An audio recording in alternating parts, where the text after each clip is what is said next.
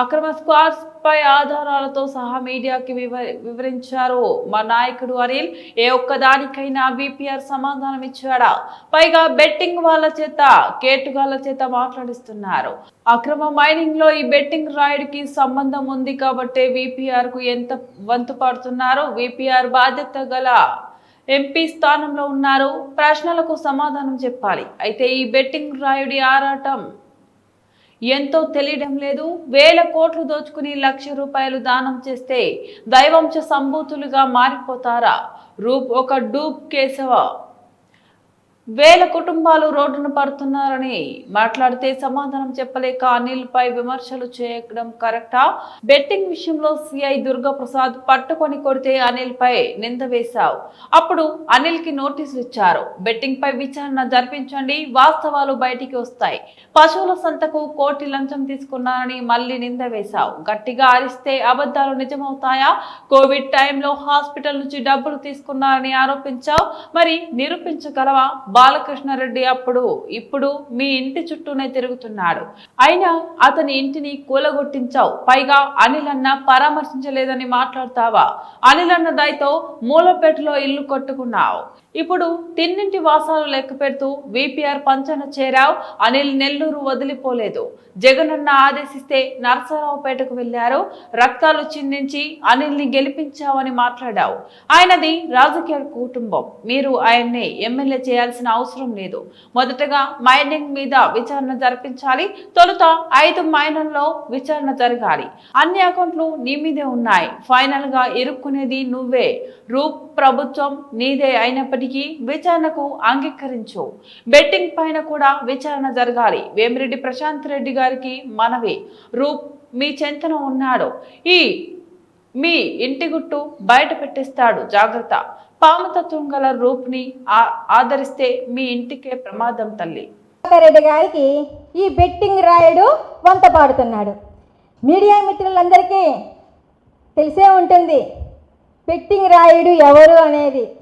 మూలాపేటలో ఏ వీధి అడిగినా, ఏ సందులో అడిగినా కూడా బెట్టింగ్ రాయుడు ఎవరో మీకు తెలుస్తుంది. ఈ బెట్టింగ్ రాయుడు మాట్లాడితే మా విపిఆర్ గారు అనిల్ కుమార్ యాదవ్ గారికి సమాధానం చెప్పాలా అని అంటున్నాడు. విపిఆర్ గారు ఒక ప్రజాప్రతినిధి, ఒక బాధ్యత గల ఎంపీ, ప్రజల చేత ఎన్నుకోబడిన ఒక బాధ్యత గల ఎంపీ స్థానంలో ఉన్నప్పుడు, ఎంపీగా తప్పు చేసినప్పుడు ప్రజలు ఎవరైనా సరే ప్రశ్నించే హక్కు ఉంటుంది. ఎంపీగా సమాధానం చెప్పాల్సిన బాధ్యత వేమిరెడ్డి ప్రభాకర్ రెడ్డి గారి పైన ఉంటుంది. మరి ఈ బెట్టింగ్ రాయుడు గారి గోల ఏంటో నాకు అర్థం కావడం లేదు. ఇంకొక మాట, మా సైదాపురం మండలంలో వేమిరెడ్డి ప్రభాకర్ రెడ్డి గారు వేల కోట్ల రూపాయల్ని క్వాడ్జ్లో దోచుకుంటున్నారు. క్వాడ్జ్లో వేల కోట్ల రూపాయలు దోచుకొని ₹1,00,000 దాన ధర్మాలు చేస్తున్నారు. కోట్ల రూపాయల్లో దోచుకొని, వేల కోట్ల రూపాయల్లో దోచుకొని ₹1,00,000 దాన ధర్మాలు చేస్తే దైవాంశ సంభూతులైపోతారా? ప్రజలకు సమాధానం చెప్పరా? ఒక బాధ్యత గల ఎంపీ స్థానంలో ఉండి సమాధానం చెప్పరా? దైవాంశ సంభూతులా అని మీడియా ముఖంగా మిమ్మల్ని నేను అడుగుతున్నాను. అందుకే అనేది రూప్ ఒక డూప్ అలియాస్ కేశవ.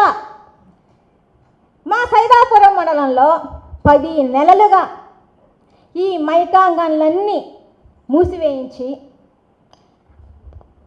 మా సైదాపురం మండలంలో మైకా పరిశ్రమల కింద ఆధారపడి జీవిస్తున్న వేలాది మంది కార్మికులకి, కూలీలకి పనులు లేక వారి కుటుంబాలు రోడ్డున పడుతున్నాయని అనిల్ కుమార్ యాదవ్ గారు మా సైదాపురం తరపున మాట్లాడితే, అదేమంటే పర్సనల్గా దానికి సంబంధించిన సమాధానం మీ దగ్గర లేకుండా మేము ఆధారాలతో సహా మాట్లాడితే దానికి సమాధానం చెప్పలేక అనిల్ కుమార్ యాదవ్ గారి పైన మాట్లాడుతున్నారు.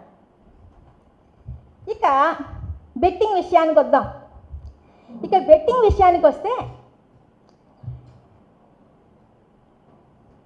ముఖ్యంగా అనిల్ అన్నకి ఈ బెట్టింగ్ విషయంలో నోటీస్ రాకముందే సిఐ దుర్గా ప్రసాద్ గారు ఈ బెట్టింగ్ రాయిని రూప్ కుమార్ యాదవ్ గారిని హైదరాబాదులో అదుపులో తీసుకొని వచ్చి కుక్కని కొట్టినట్టు కొడితే దాన్ని భరించలేక తాను కృష్ణసింగ్ దగ్గర తీసుకున్న 5 లక్షల రూపాయల్ని నాకు సంబంధమే లేదు బెట్టింగ్తో, ఈ 5 లక్షల రూపాయల్ని మా ఎమ్మెల్యే అంటే అప్పుడు అనిల్ కుమార్ గారు ఉన్నారు ఎమ్మెల్యేగా, వారిపైన వారు తీసుకున్నారని వారిపైన మీరు నింద వేయడం జరిగింది.